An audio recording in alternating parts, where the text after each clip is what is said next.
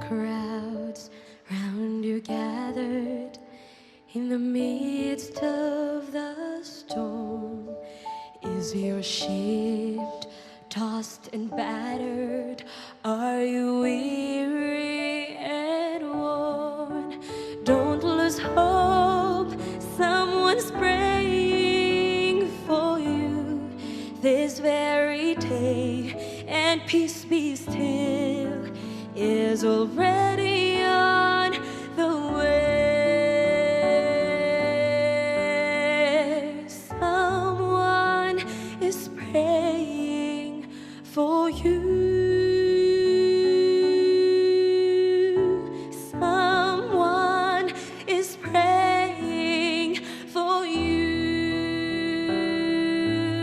So when it seems you're all alone and your heart will break in two, remember someone is praying for you.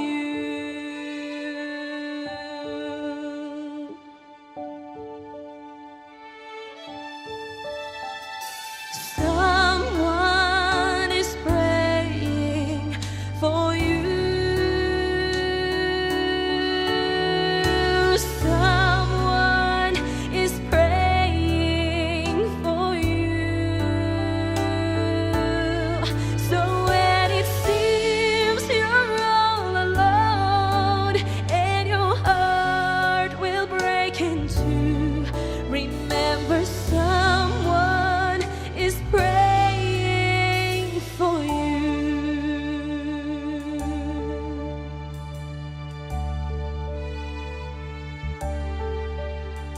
When it seems that you've prayed till your strength is all gone and your tears fall like raindrops all the day long, He cares and He knows just how much you can bear. He'll speak your name to someone in prayer. Someone is praying for you. Someone is praying for you. So when it seems you're all alone and your heart will break in two, remember someone is praying for you. Someone is praying for you. Someone is praying for you. So when it seems you're all alone and your heart will break in two, remember someone is praying for you. Remember someone is praying for you.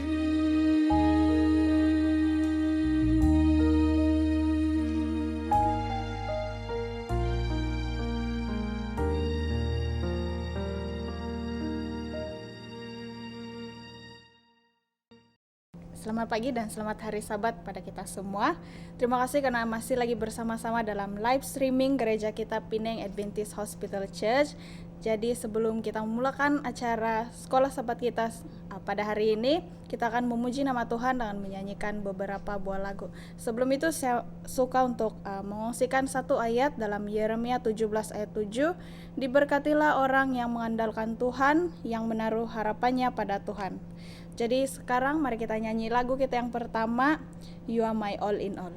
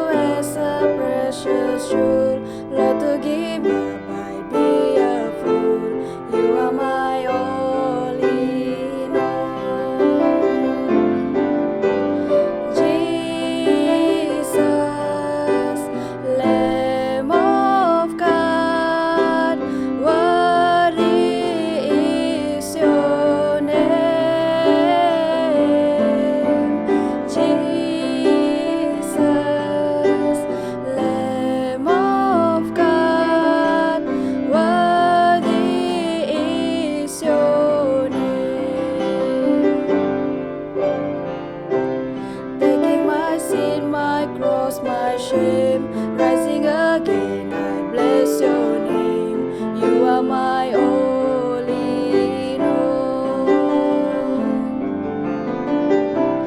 When I fall down, you pick me up. When I am dry, you fill my cup. You are my all in all. Jesus, Lamb of God, worthy is your name. Jesus, Lamb of God, worthy is your name. Worthy is your name. Terima kasih karena menyanyi bersama-sama. Jadi kita teruskan puji-pujian kita dengan menyanyikan lagu kita yang seterusnya, yaitu Above All.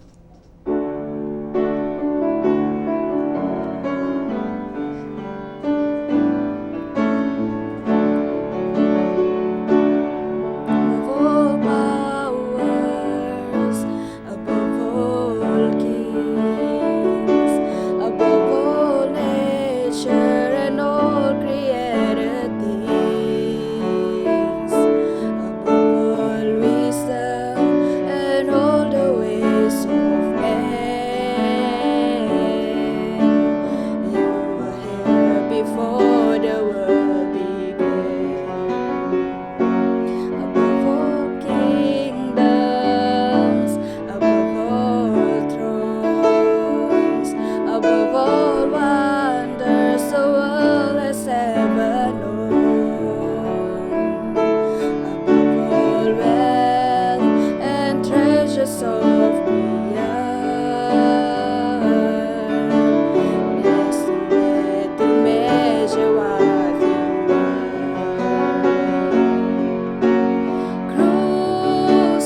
Crucified, led behind a sword, you live to die, rejected and alone, like a rose trampled on the ground.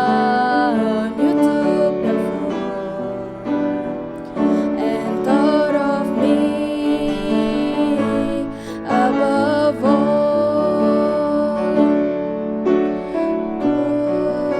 Cross trampled on the ground. You took the fall and thought of me above all.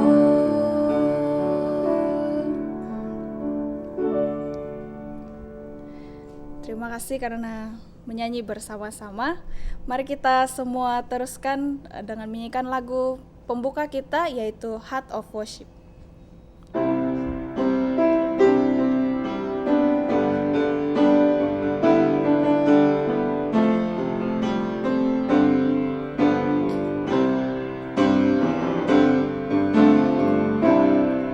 When the music fades, all is stripped away, and I simply come.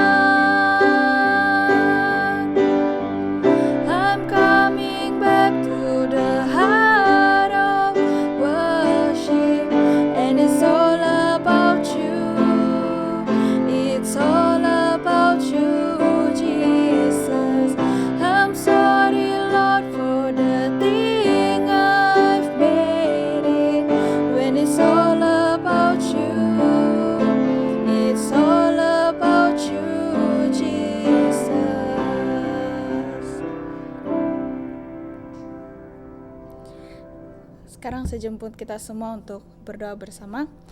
Tuhan Allah Bapa kami yang bertakhta dalam kerajaan syurga, syukur dan terima kasih kami ucapkan padamu Bapa, karena pada pagi Sabat ini kami masih lagi bersama-sama memuji dan memuliakan Engkau di dalam live streaming kami. Dan saya mohon penjagaan Tuhan, malaikat Tuhan sentiasa ada bersama kami sepanjang hari Sabat ini, sementara kami belajar firman Tuhan. Biarlah Roh Kudus Tuhan menjamah setiap hati dan pikiran kami agar kami dapat terus fokus pada hari Sabat ini untuk memuliakan Engkau. Biarlah Engkau terus menyertai kami Tuhan, agar kami jauh daripada gangguan iblis dan kami dapat fokus sepanjang hari Sabat ini. Ampuni segala dosa dan pelanggaran kami Tuhan, sama ada itu semua kami sadar ataupun tidak sadar. Biarlah kami layak menerima setiap berkat yang Engkau berikan dan layak disebut sebagai anak-Mu yang dikasihi.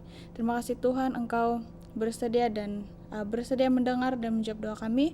Semuanya Tuhan saya serahkan dalam nama Tuhan Yesus yang telah menjadi juru selamat dan penebus kami semua. Amin. Oke, sekarang saya jemput Jeremy untuk special song dia.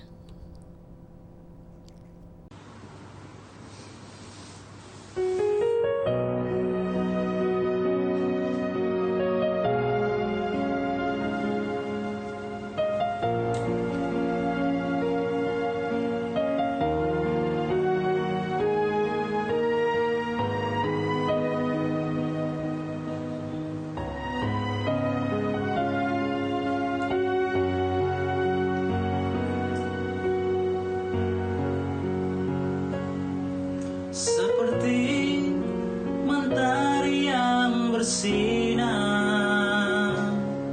seperti itu kasih Bapa, seperti gelombang samudra, takkan pernah berhenti Kau mengasihiku. Seperti tingginya langit biru, demikian tinggi kasih Bapa. Sedalam lembah bayang maut, demikian dalam Kau tebus hidupku.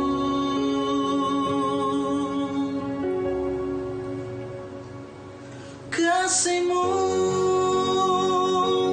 lebih dari mentari yang tak pernah berhenti memancarkan sinarnya. Cinta-Mu lebih dari samudra, tenggelamku di dalam kesetiaan-Mu Tuhan. Terima kasih atas cinta-Mu.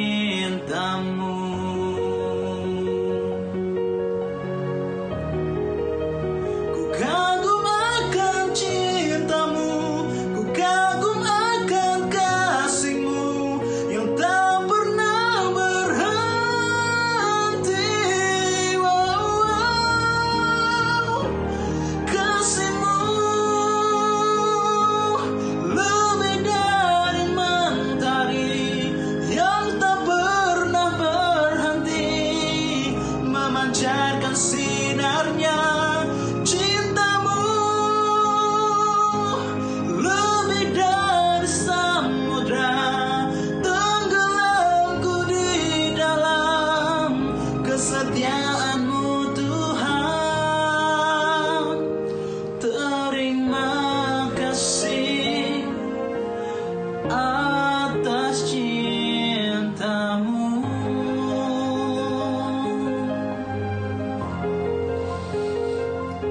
Terima kasih atas cinta-Mu.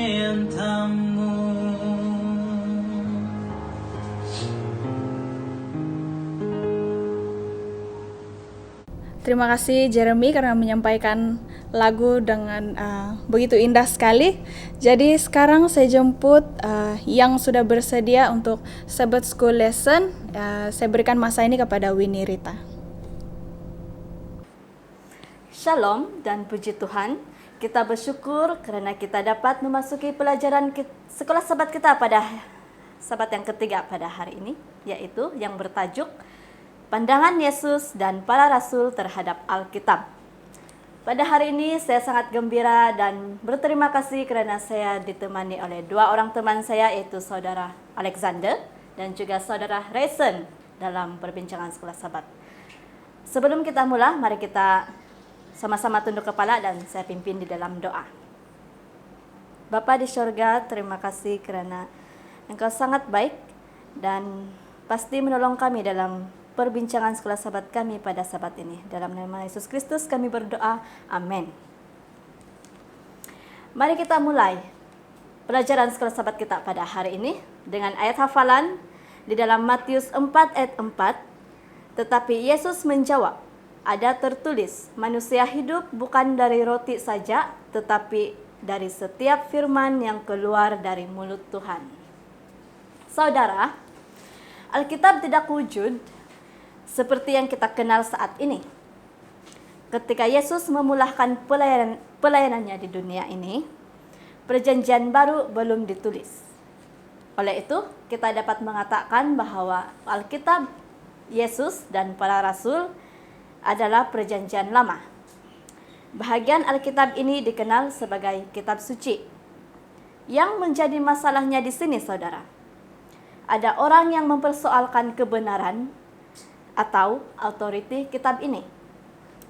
Bagaimana kita menjawabnya melalui pelajaran kita pada Sabat ini? Kita dapat jawaban sesuai dengan apa yang dikatakan oleh Alkitab.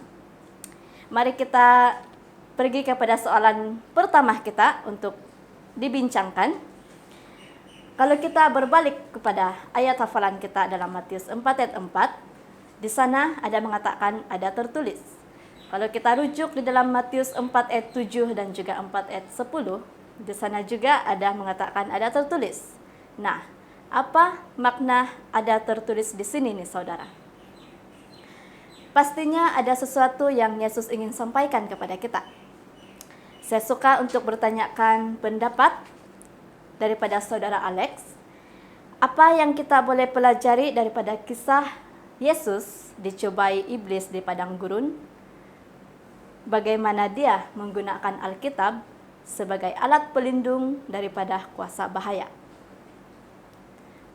Selamat pagi dan selamat hari Sabat kepada kita semua. Terima kasih atas persoalan yang ditujukan tadi oleh Saudari Rita.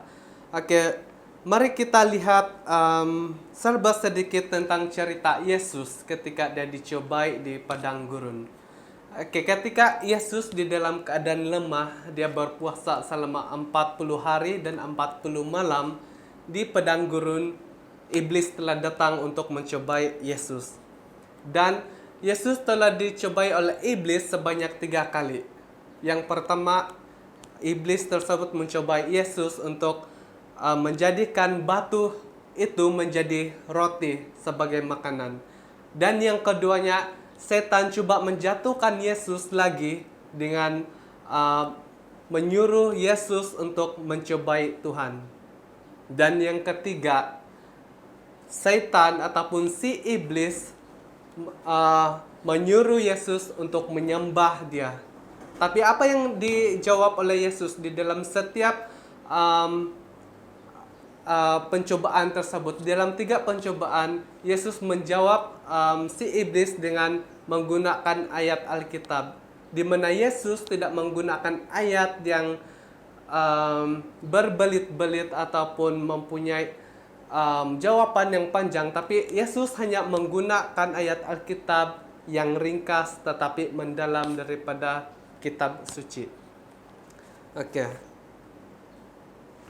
Dan seperti Anda dan saya sekarang, saya pasti di saat Anda dan saya di dalam keadaan lemah, di dalam spiritually, dalam mentally, ataupun apapun dalam kelemahan dalam kehidupan seharian kita, disitulah setan mencoba untuk menjatuhkan kita semua. Dan di titik poin kita lemah, setan akan berusaha untuk menjatuhkan kita sehabis-habis yang mungkin sehingga kita dapat jatuh. Tetapi kita tidak akan pernah jatuh karena kita berpegang teguh kepada firman Tuhan. Seperti apa yang Yesus telah praktikkan pada masa dulu, bahwa dia menggunakan setiap firman Tuhan itu untuk mengalahkan setan, sehingga pada akhirnya setan mengalah dan setan lari daripada mencobai Yesus di padang gurun.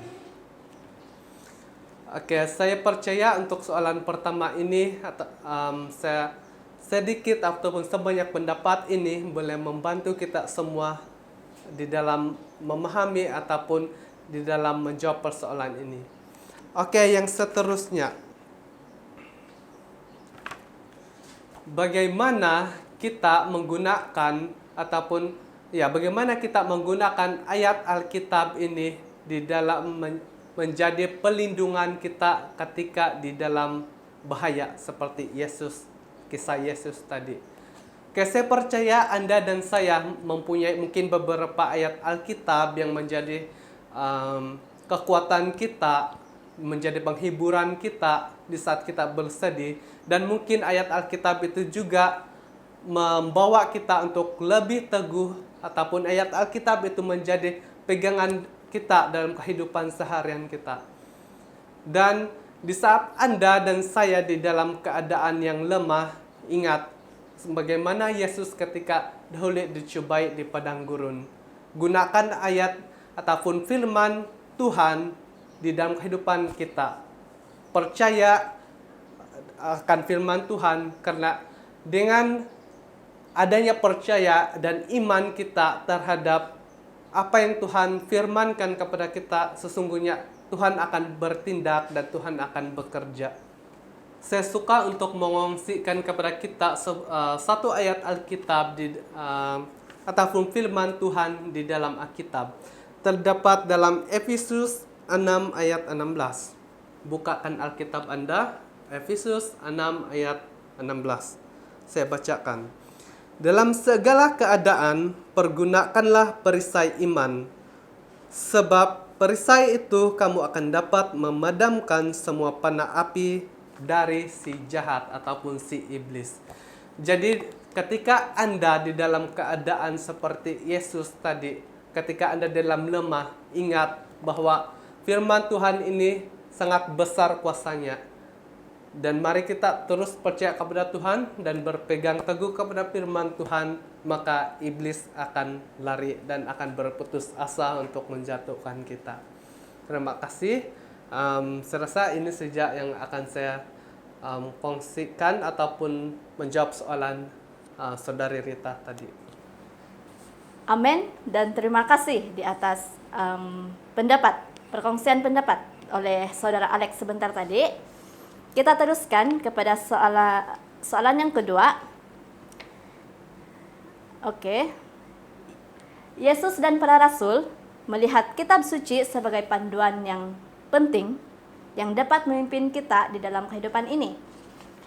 Perjanjian Lama dan Perjanjian Baru adalah dua bahagian Alkitab yang memang penting, di mana semuanya ditulis oleh para nabi dan para rasul suatu ketika dahulu. Sekali lagi saya ingin bertanyakan pendapat dari Saudara Alex tentang mengapa Tuhan mencipta Alkitab dan memerlukan penafsiran daripada manusia, yaitu makhluk ciptaan Tuhan yang tidak sempurna. Ya, terima kasih Saudari Rita. Saya ingin mengongsikan satu ayat dalam Yakobus 1 ayat 5.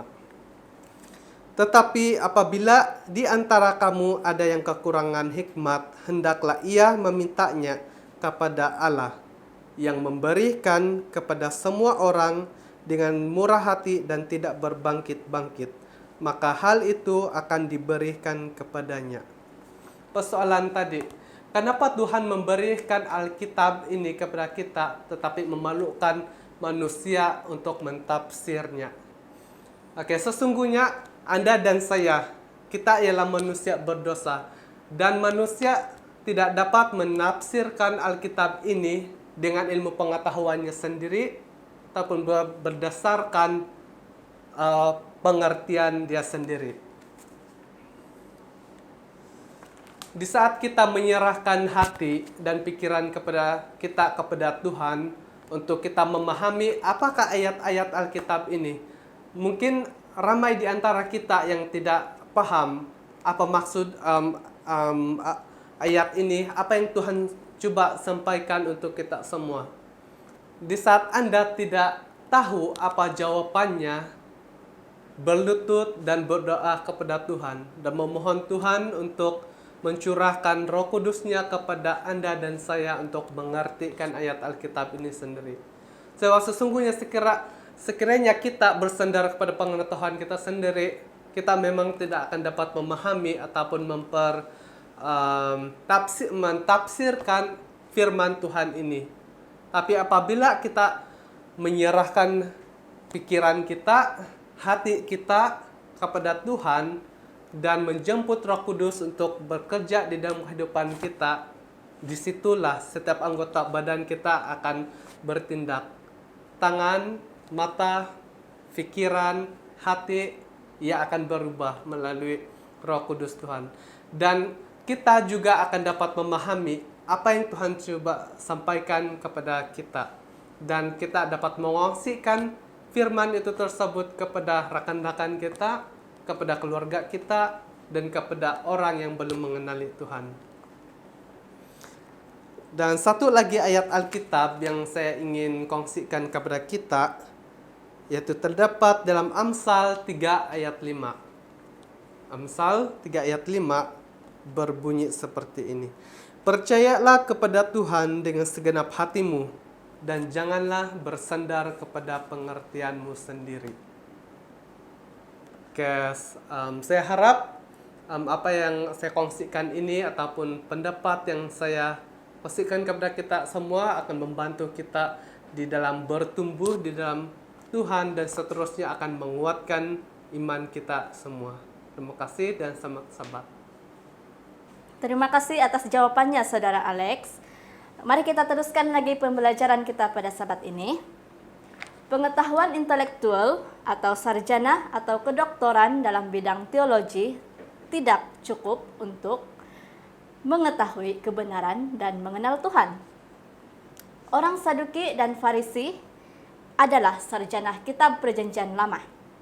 Dan apabila mereka menyoal Yesus tentang kebangkitan, serta-merta Yesus mengatakan, "Kamu sesat, karena kamu tidak memahami kitab suci maupun kuasa Allah."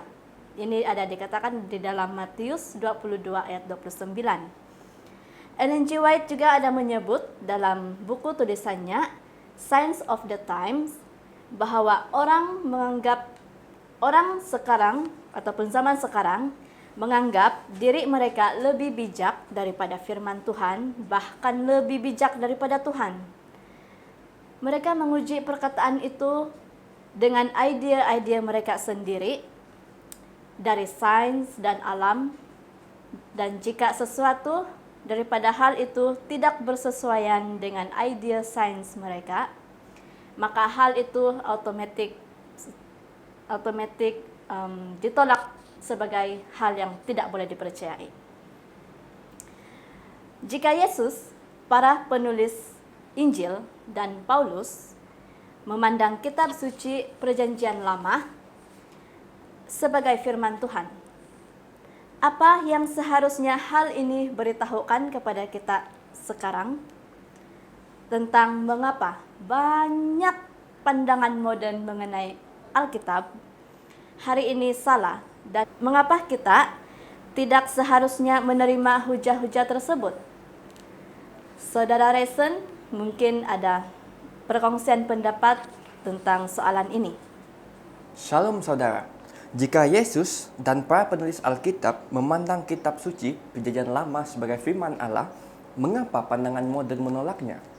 Ada sebab mengapa pandangan modern ini menolak Alkitab, yaitu Alkitab tidak sesuai dengan gaya hidup. Tidak perlu kita lihat contoh yang lain. Kita lihat saja orang Saduki dan orang Farisi. Ketika mereka menafsir Alkitab, ketika mereka membaca Alkitab, kita tahu yang mereka ini bukan orang calang-calang. Mereka merupakan orang yang belajar Alkitab, yang menafsir Alkitab. Mereka merupakan seorang sarjana dalam ilmu Alkitab. Tetapi mereka still salah dalam menafsir Alkitab. Mengapa? Yang pertama, kerana mereka seringkali mempunyai konsep dahulu. Dan inilah yang kita hadapi pada zaman moden kita ini. Kita seringkali mempunyai satu konsep dahulu, kita membina satu konsep untuk sesuatu doktrin dan kita sesuaikan dengan Alkitab. Seharusnya kita kosongkan minda kita ambil apa yang ada di dalam Alkitab untuk kita punya panduan sebagai doktrin gereja kita. Sebagai contoh ya, saudara, tentang konsep anak Allah. Ketika disebut anak Allah, dalam pandangan moden kita seringkali melihat ini sebagai dalam bentuk biologi, yaitu jika ada anak, ada bapa, sudah pasti ada ibu juga. Jadi ini merupakan konsep yang kita selalu pegang, di mana pada tahun 1964 ada satu gerakan gereja yang percaya akan hal ini, di mana adanya Tuhan Ibu. Sedangkan Alkitab tidak pernah mengajarkan itu. Mengapa perkara ini terjadi? Seperti yang saya kasih tahu tadi, di mana kita meletakkan konsep dahulu untuk memahami Alkitab. Seharusnya kita kosongkan minat kita, apa yang ada dalam Alkitab kita ambil sebagai satu panduan kita. Dan mengapa kita harus menolak hujah-hujah pandangan ini yang menafsir Alkitab secara salah, ataupun pandangan moden yang terus menolak Alkitab dan tidak percaya Alkitab? Yang pertama, Alkitab itu terbukti dari Allah kerana yang pertama, para sejarawan dan arkeologi menggunakan Alkitab sebagai sumber informasi mereka dalam penyelidikan mereka. Ini membuktikan bahwa Alkitab itu memang datang dari Allah dan semua sumber informasi itu terdapat dalam Alkitab. Yang kedua adalah mengapa Alkitab itu firman Allah. Sebagai contoh, kita lihat Alkitab ditulis oleh berbagai latar belakang yang berbeza, pribadi yang berbeza, pekerjaan yang berbeza, hidup di zaman yang berbeza. Namun, inti Alkitab semuanya sama, iaitu memfokuskan kepada satu pribadi, iaitu Yesus dalam karya penebusannya. Kita lihat di dalam buku Kejadian, di mana Adam dan Hawa jatuh ke dalam dosa. Pada ketika itu, Yesus sendiri memberikan contoh korban, yaitu binatang. Korban pertama.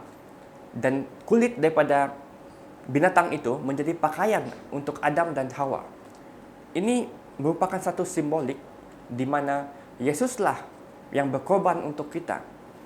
Dan dialah yang menutupi ketelanjangan kita dengan kemuliaannya. Dan kita lihat lagi contoh yang lain di tahun ada tahun yang berbeza, di mana pada zaman Musa kita lihat bahwa ketika mereka meletakkan darah di pintu rumah mereka, mereka tidak mati dan mereka tidak tertimpa dengan tulah di Mesir pada ketika itu. Mengapa? Karena Tuhan menjaga mereka, dan ini simbolik kepada hanya darah Yesuslah yang dapat menyelamatkan kita. Semua informasi ataupun sejarah-sejarah yang tercatat dalam Alkitab ini merupakan satu cerita yang bukan hanya cerita, tetapi satu informasi kepada kita bahwa akan adanya sumber keselamatan itu yang datang nanti, yaitu di dalam Perjanjian Baru, yaitu Yesus Kristus. Alkitab Perjanjian Lama menunjukkan tentang apa yang akan terjadi dalam karya penebusan, dan dalam Perjanjian Baru menunjukkan bahawa semuanya telah digenapi oleh Yesus. Walaupun penulis Alkitab itu berbeza, hidup di tahun yang berbeza, latar belakang yang berbeza, maupun tidak pernah mengenali antara satu sama lain, mereka sejajar di mana fokusnya cuma pada Yesus merupakan satu sumber keselamatan kita dalam karya penebusannya. Dan saya rasa ini jawapan untuk soalan yang pertama, yaitu kita haruslah mengosongkan minda kita dan apa yang dari Alkitab kita ambil sebagai panduan kita. Jangan membuat konsep, membina konsep untuk menjadikan satu doktrin, landasan doktrin untuk kita. Itu jelas salah, saudara. Oke, untuk soalan yang keempat, saya rasa ini adalah soalan yang terakhir untuk kita bincangkan bersama. Saya akan tujukan kepada saudara Resen juga. Adakah dengan secara tidak sadar kita memberi pandangan ataupun tafsiran yang salah mengenai Alkitab, kita akan dilabel sebagai orang-orang yang tidak akan selamat?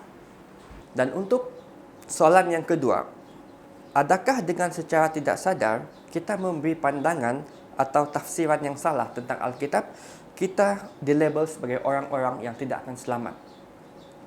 Untuk soalan ini, saudara, saya telah bertanya kepada beberapa ahli teologi dan elder-elder untuk menjawab soalan ini.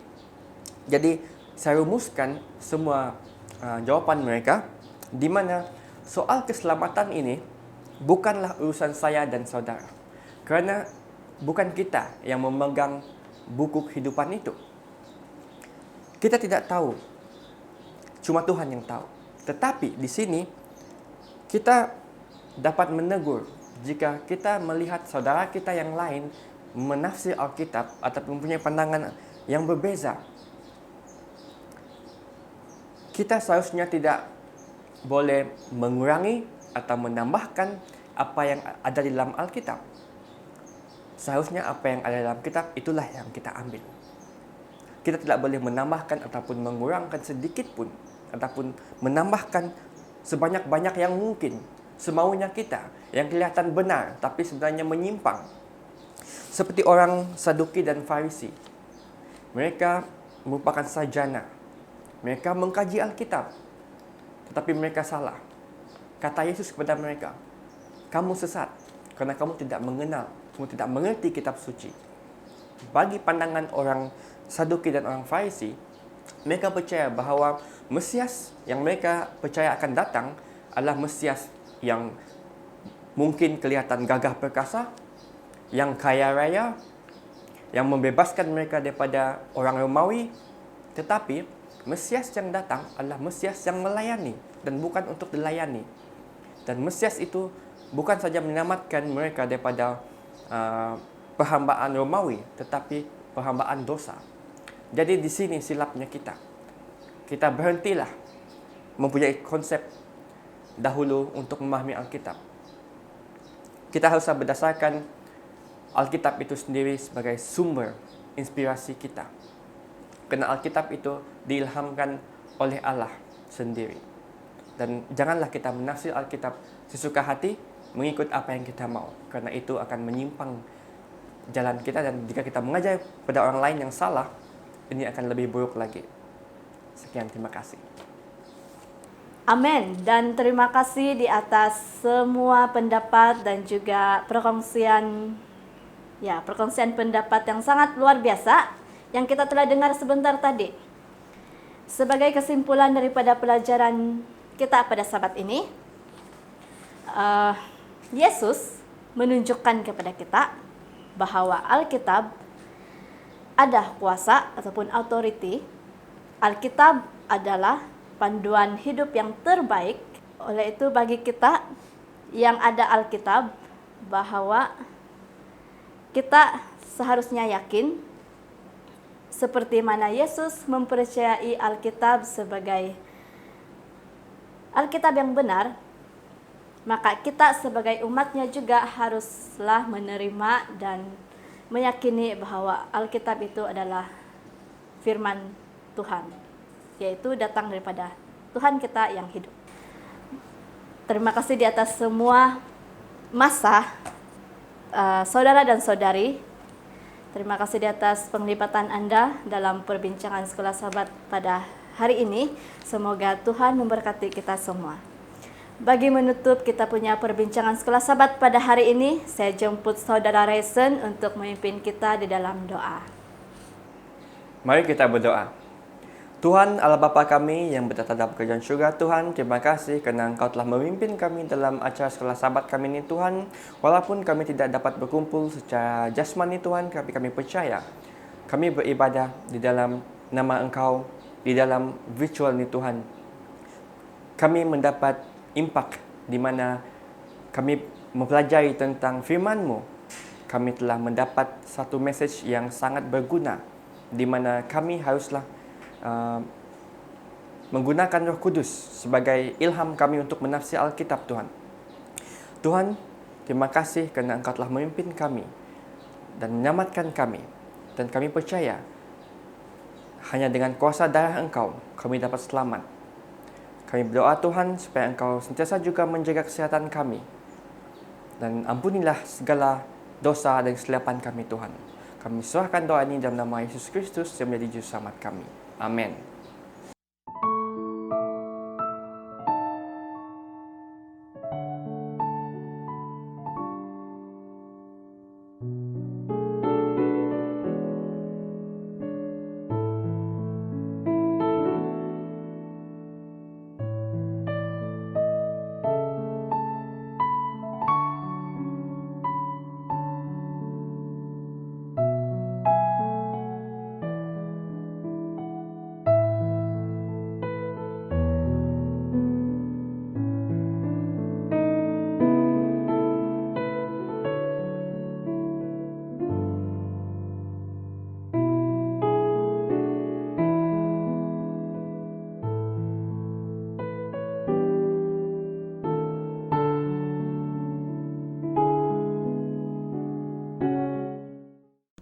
Saya suka ingin mengucapkan selamat pagi dan selamat hari Sabat sekali lagi pada kita semua.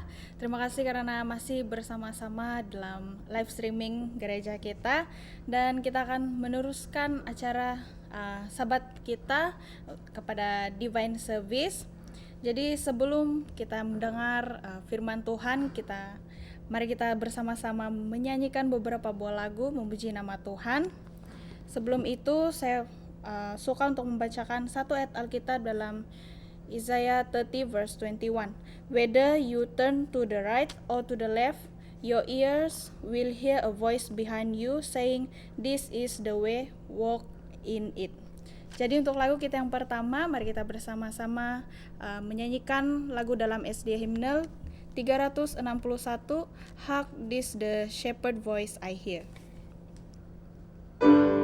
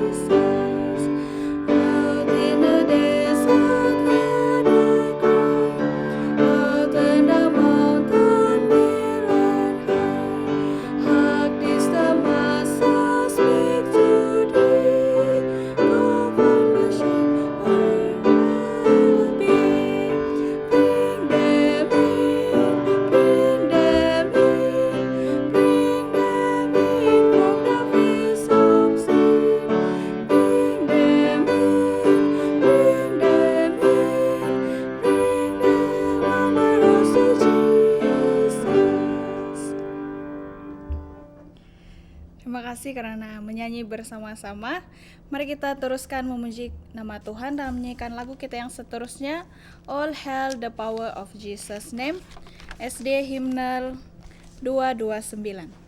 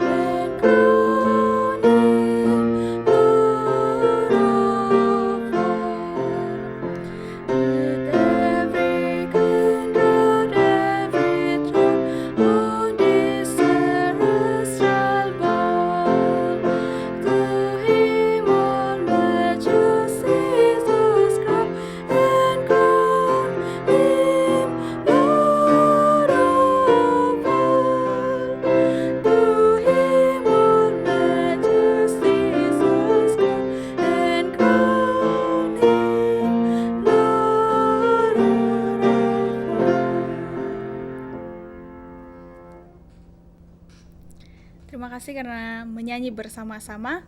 Sebelum kita meneruskan lagu kita yang seterusnya, saya suka membacakan satu ayat dalam Psalm 71 verse 14. As for me, I will always have hope. I will praise you more and more. Mari kita terus memuji nama Tuhan dengan menyanyikan lagu dalam SD Hymnal 371, Lift Him Up.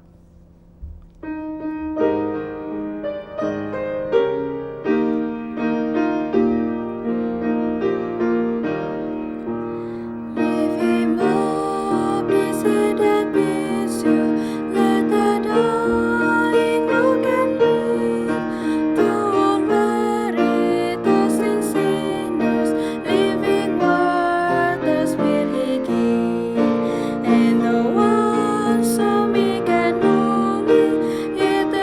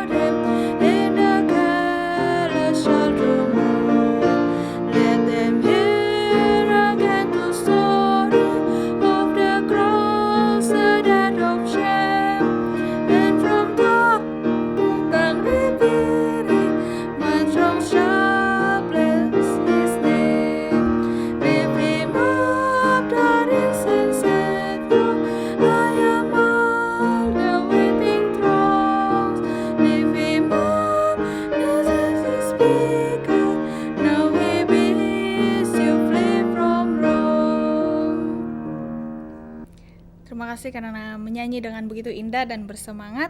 Sekarang saya jemput kita semua untuk menyanyikan lagu pembuka kita yang bertajuk God Will Take Care of You dalam SD Hymnal nomor 99.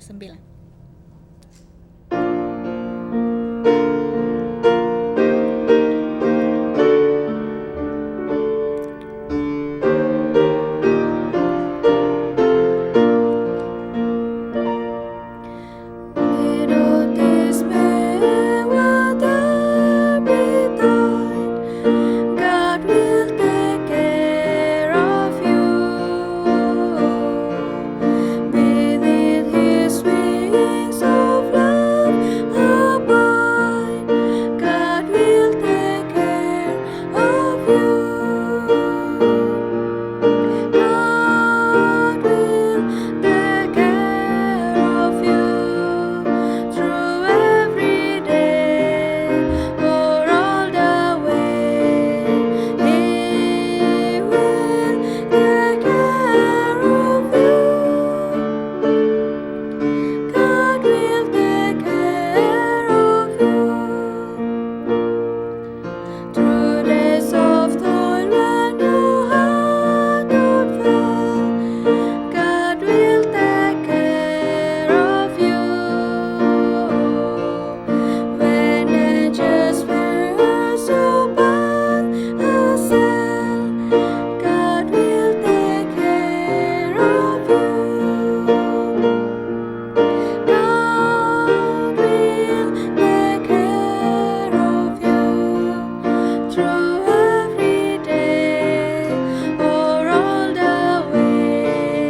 He will take care of you. God will take care of you. All you may need, He will provide. God will take care of you. Nothing you ask will be denied. God will take care of you. God will take care of you through every day or all the way. He will take care of you. God will take care of you.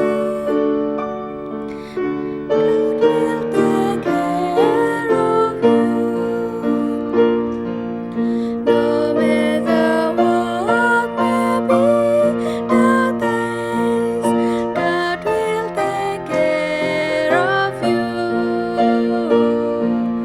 Lean weary one upon His grace, God will take care of you. God will take care of you through every day or all the way. He will take care of you. God will take care of you.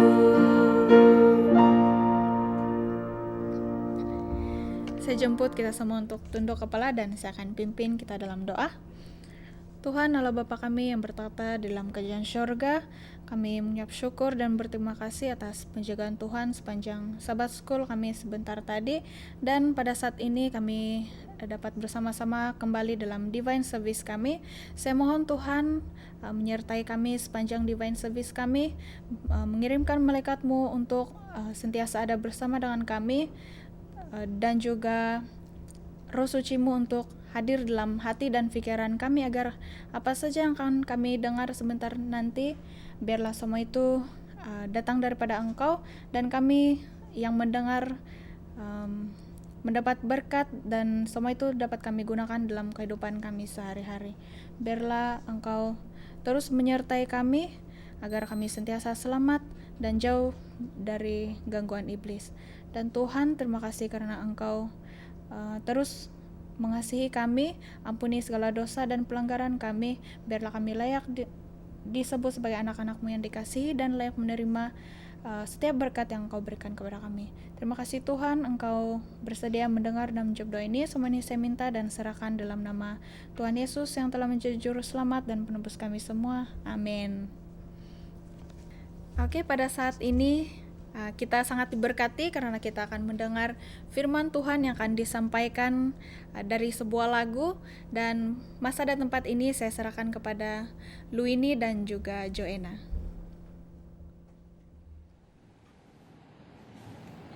I'm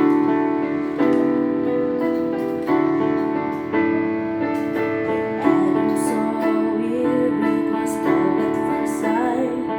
When Abraham and Sarah must have done something right, 'cause the love stood the test of time, being the shadow of a doubt.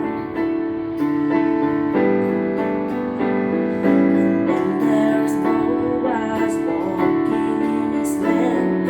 When he saw Ruth, he wanted her hand, and he paid the price just to make her his own. And that's what love's all about. When you're in love, everybody knows. You don't have to say a word, somehow it shows. It's in everything you do and everywhere you go.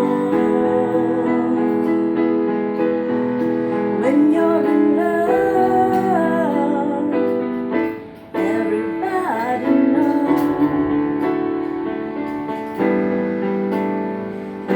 Down through the years, love stories come and go.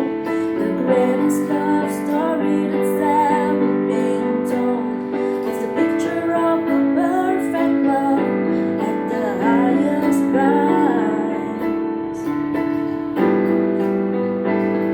Our Heavenly Father looked down through all the time, saw a lost world and said, I'm gonna make them mine.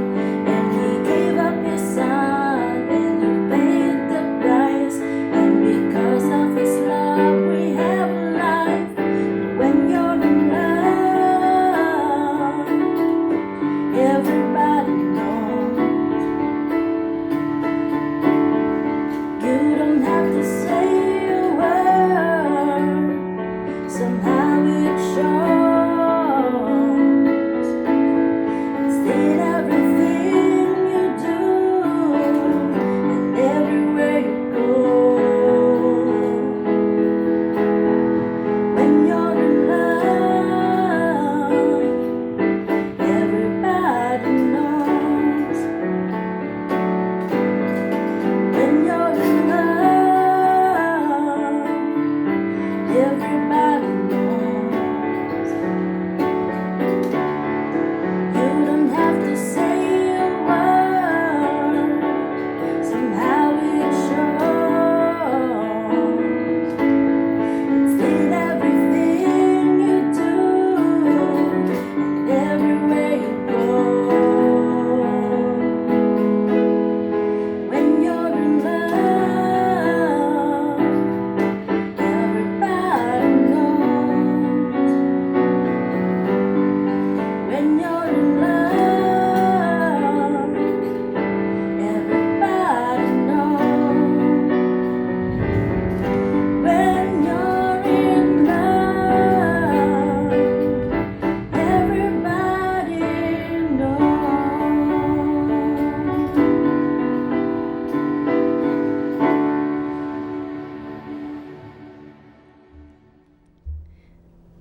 Terima kasih kepada Luini dan juga Joanna atas special song yang disampaikan sebentar tadi. Begitu indah didengar. Oke, pada saat ini saya ingin menjemput pengkhotbah kita.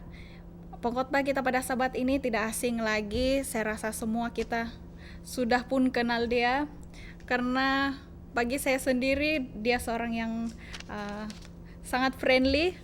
Dan sebelum saya menjemput dia untuk memberikan khotbah dia. Saya ingin memperkenalkan dia serba sedikit. Dia pengkhotbah kita pada Sabat ini adalah seorang madam. Dia sudah pun berkawin dan dikurniakan satu orang anak yang sangat comel, yaitu Jelo. Jadi tanpa membuang masa, saya jemput Madam Irene untuk menyampaikan khotbah dia pada saat ini. Halo, selamat pagi dan selamat hari Sabat semua. Apa kabar? Survive juga kamu di rumah? Oke, saya pasti kamu semua sudah rindu untuk mau berkumpul-kumpul di gereja kan, untuk worship sama-sama. Saya pun rindu sudah, dan harap-harap kita tidak lama lagi kita dapat kumpul-kumpul lagi yang macam dulu. So, hari ini saya akan share satu cerita dari Alkitab yang terdapat dalam buku Tawarik 20 ayat 1 hingga 30. So, cerita ini mengisahkan tentang seorang raja yang bernama Yosafat. Yosafat ialah raja Yehuda yang keempat, dan Yosafat dia mendapat satu berita bahwa musuh mereka dari Bani Moab, Bani Amon, sepasukan bersama-sama orang Meunim. 3 tempat ini, mereka akan datang berperang untuk melawan Yosafat. Dan sekarang mereka berada di Hazezon Tamar. Dan kalau kita lihat di peta, Hazezon Tamar itu tidak jauh sudah dari tempat di Yehuda. So, apabila Yosafat dia mendengar berita tersebut, dia menjadi takut. Mungkin juga dia berasa panik. Beberapa minggu yang lalu apabila kita punya Prime Minister, dia announce tentang lockdown disebabkan COVID-19, saya lihat banyak orang jadi panik. Banyak orang jadi panic buyers. Kau tahu, laki saya dia pergi Tesco untuk beli makanan. Tepung habis, beras habis, pampers, susu habis, lauk-lauk yang makanan dalam tin pun semua habis. Yang tinggal ialah sayur timun. Sayur timun saja kami punya lauk, sebab semua orang membeli seperti tidak ada hari esok. Kalau ikutkan hati kami pun mau jadi panic buyer, tapi memandangkan isotosin tiada duit waktu itu, cuma mampu menjadi panic sahaja. So, di cerita ini tertulis bahwa Yosafat dia menjadi takut. Tetapi perkara yang pertama dia lakukan ialah dia mencari Tuhan. Dan dia menyuruh orang-orang Yehuda untuk berpuasa dan meminta pertolongan dari Tuhan. Ada kalanya kita ada masalah, apakah perkara yang pertama yang kita lakukan? Adakah kita coba untuk menyelesaikan masalah kita itu sendiri, atau adakah kita mencari Tuhan dahulu?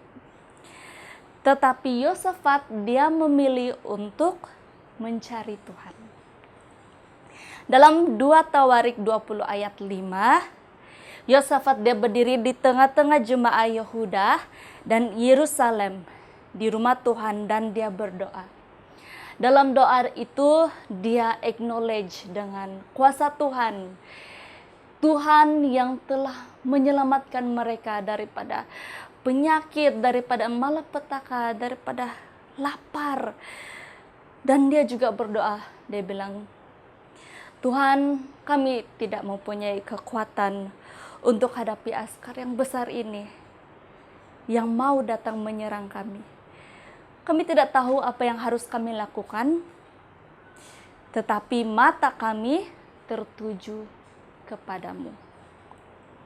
Dan seorang Lewi datang kepada Yosafat dan penduduk Yerusalem, dan dia berkata, beginilah firman Tuhan kepada kamu, janganlah kamu takut dan terkejut dengan askar yang besar ini, sebab bukan kamu yang berperang, melainkan Tuhan. Saya pasti kita semua takut dengan wabak COVID-19. Mungkin kita boleh lockdown, kita boleh hand washing, kita wear mask, kemana-mana kita pergi, tetapi semua ini hanyalah precaution. Tidak orang tahu macam mana kita mau kasih settle nih masalah. Dan tidak ada orang tahu berapa lamakah kita harus mengharungi ini semua. Tetapi Tuhan berkata, jangan takut. Karena ini bukan kita yang berperang, tetapi Tuhan.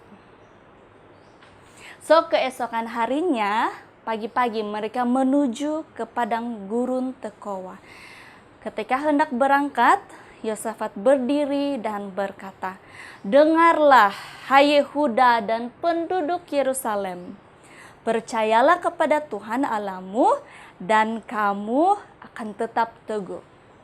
Percayalah kepada nabi-nabinya dan kamu akan berhasil." Setelah itu Yosafat melakukan sesuatu yang tidak pernah ada raja di dalam sejarah ini lakukan. Dia memanggil orang-orang untuk menyanyi lagu pujian untuk Tuhan, memuji Tuhan mereka. Mereka sepatutnya bersedia untuk berperang, tapi instead mereka menyanyi. So, Bani Amon dan Moab mereka berdiri menentang penduduk pergunungan Seir.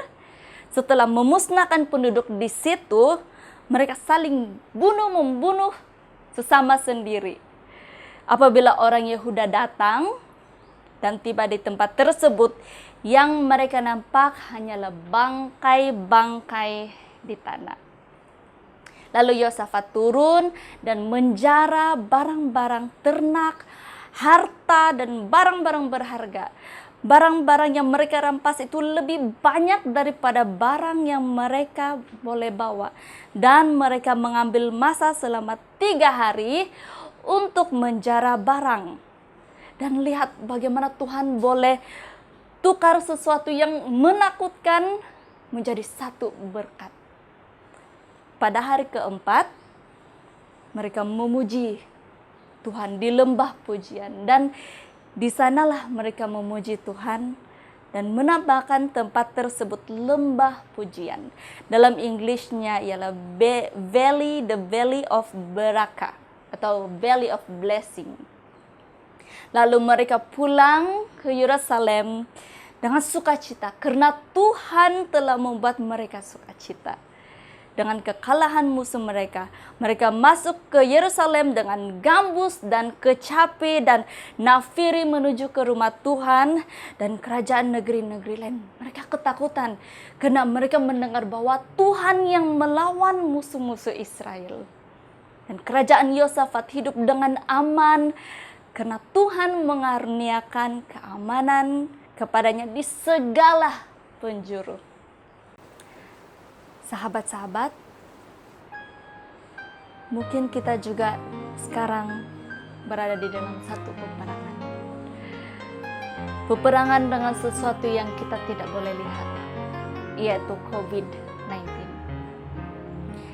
Dan mungkin ada juga orang yang sedang berperang dengan masalah keuangan, masalah kesehatan. Jangan takut. Karena Tuhan yang menjaga Yosafat ialah masih sama dengan Tuhan yang menjaga kita sekarang. Tuhan yang berkuasa, Tuhan yang baik hati, Tuhan yang pengasih, dan Tuhan yang setia. Pada masa ini saya akan mengakhiri dengan satu lagu yang berjudul He's Been Faithful.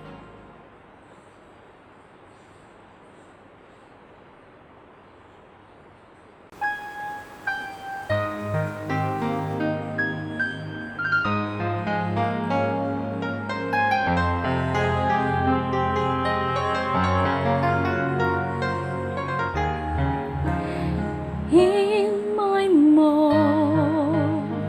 moments of fear, through every pain, every tear, there's a God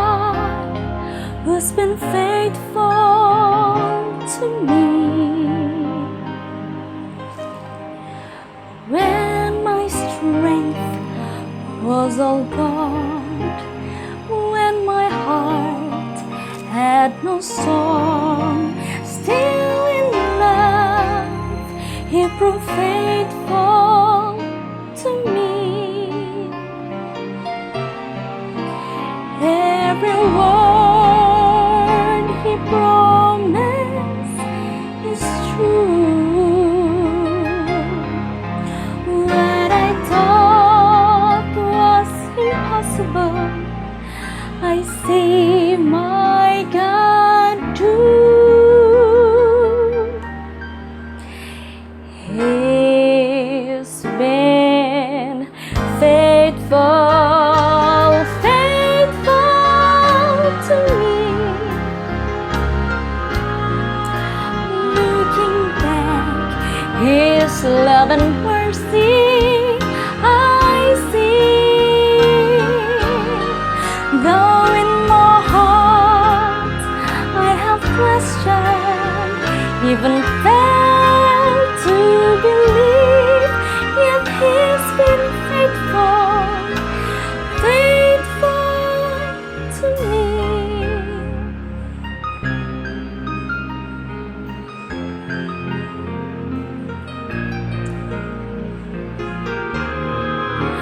When my heart looked away, the many times I could not pray, still my God was faithful to me.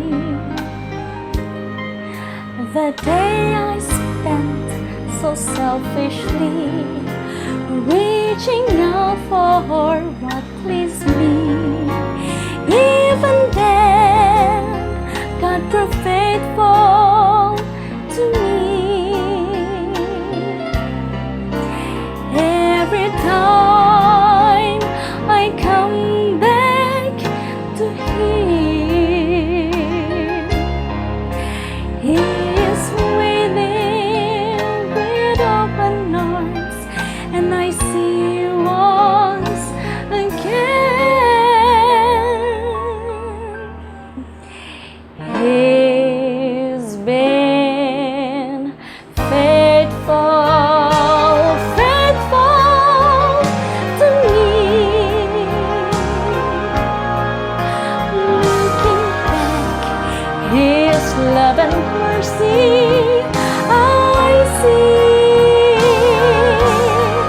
Now in my heart I have questioned, even failed to believe, yet He's been faithful, faithful.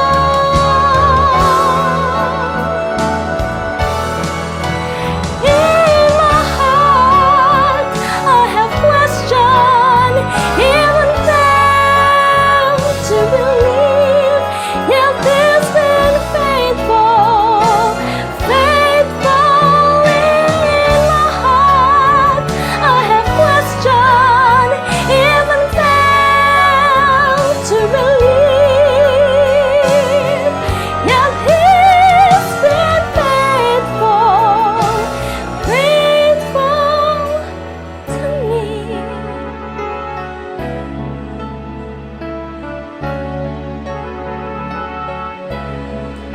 Yes, He's been faithful, faithful to me. Thank you so much. God bless. Amen. Terima kasih pada Madam Irene atas penyampaian khotbah sebentar tadi.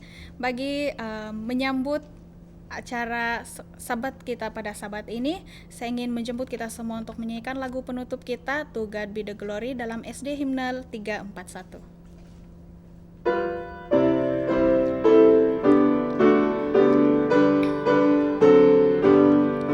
To God be the glory, great things He hath done.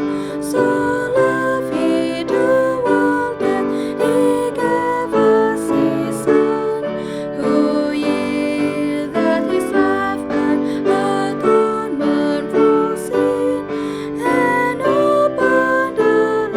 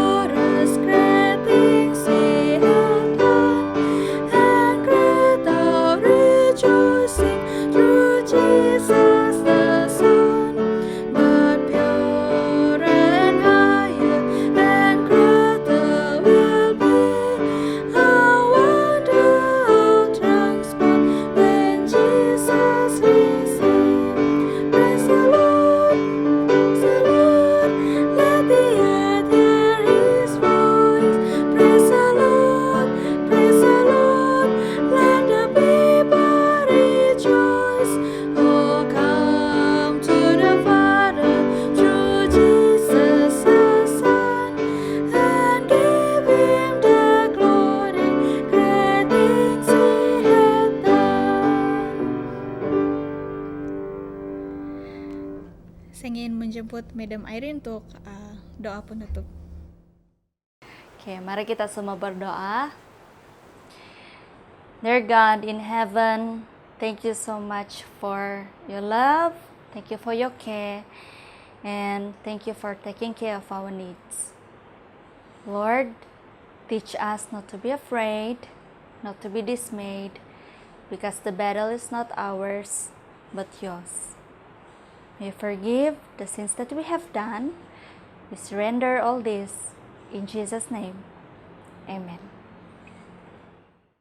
Terima kasih karena sudah bersama-sama dalam live streaming gereja kita sebentar tadi, dan sampai di sini saja divine service kita, dan kita akan bertemu lagi dalam sundown worship kita pada jam 7 petang nanti. Jadi saya harap kita semua akan bertemu di sana dan juga di Sabat yang akan datang. Terima kasih dan selamat hari Sabat.